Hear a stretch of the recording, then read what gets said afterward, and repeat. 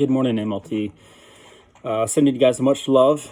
I miss you guys, and I'm looking forward to the time that we can get together once again.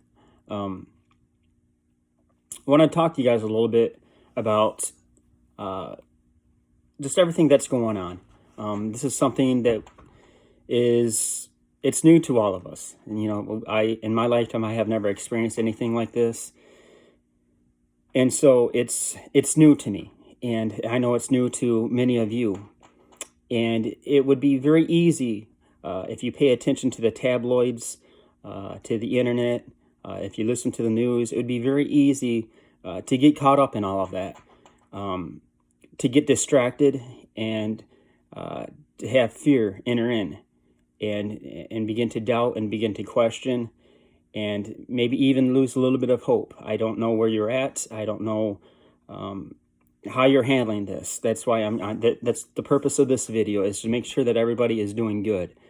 Having said that, we need to remember at times like this who it is that we serve. We serve a God, and I know that you all know this, but we serve a God that created the heavens and the earth by his word. He spoke it and boom, it appeared. Everything that God does, he does for a purpose, he does for a reason, and everything that he allows to happen, there is a purpose behind it. Now, we might not always know what that purpose is. We might not always understand it, but again, who are we to ever question the authority of God? Because I will speak for myself. I am an absolutely nobody. I am a child of God, but who am I to question him and what he does and how he does things and how he works? I can't do that because he is God and he knows what he is doing. And if he is allowing this to happen, then there is a purpose and there is a reason behind it. And we need to trust him and we need to take him at his word. The book of Isaiah, chapter 41, verse 10 says this: "Fear not, for I am with you. Be not dismayed, for I am your God. I will strengthen you. Yes, I will help you. I will uphold you with my righteous hand." And that is that is what we need to remember. At a time when the world is frantic and panicking and just freaking out,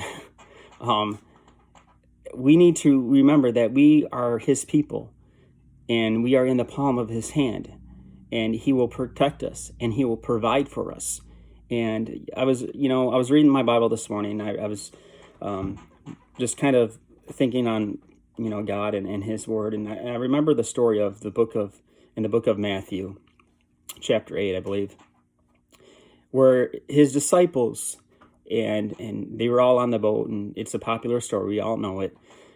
But Jesus was in the bottom of the boat and he was fast asleep. And the rest of the disciples were, they were up on the deck and they encountered a storm, and, the wind started to crash the boat and come over into the boat, and the boat began to fill up with water and thunder and lightning. And you guys have encountered storms. So all the elements that was coming against them, and they began to panic and they began to freak out like many of us are today.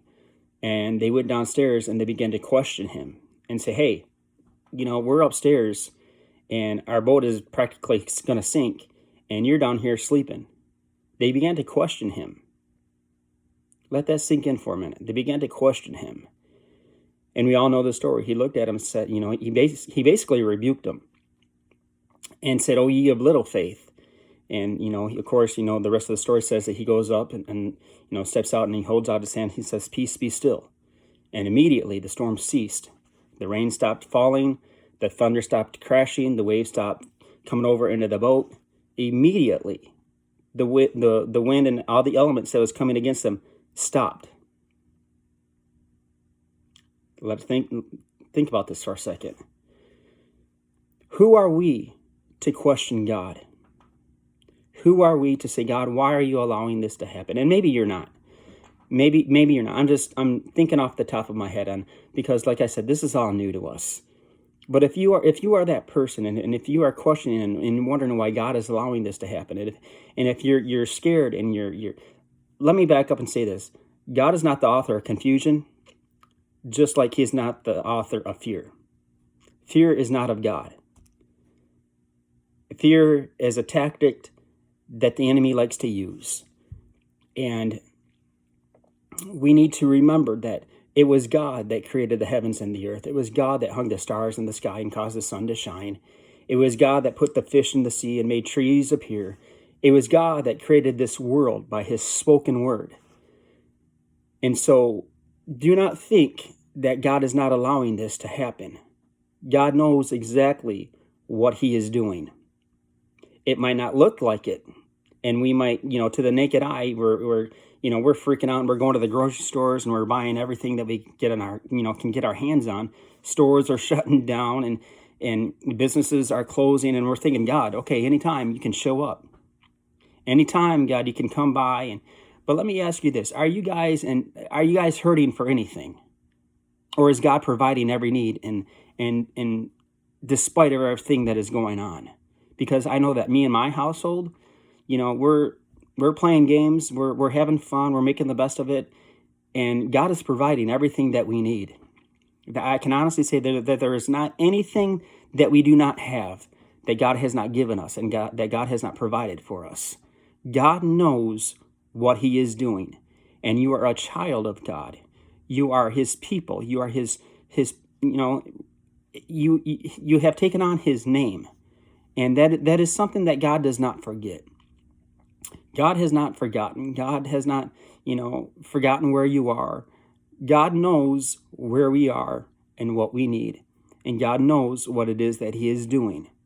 We need to trust him, regardless of what the world says, regardless of what the news says, regardless of what the people in the grocery store are talking about. We are a chosen generation and a peculiar people. And God will provide every single need that we have. So fear not. Fear not. Trust him. Take him at his word. And God will bring us through this. God is going to use this that's coming against us. God is going to use it, and he's going to receive glory from it. I can promise you that. God knows what he is doing. I love you guys, and I hope to see you soon.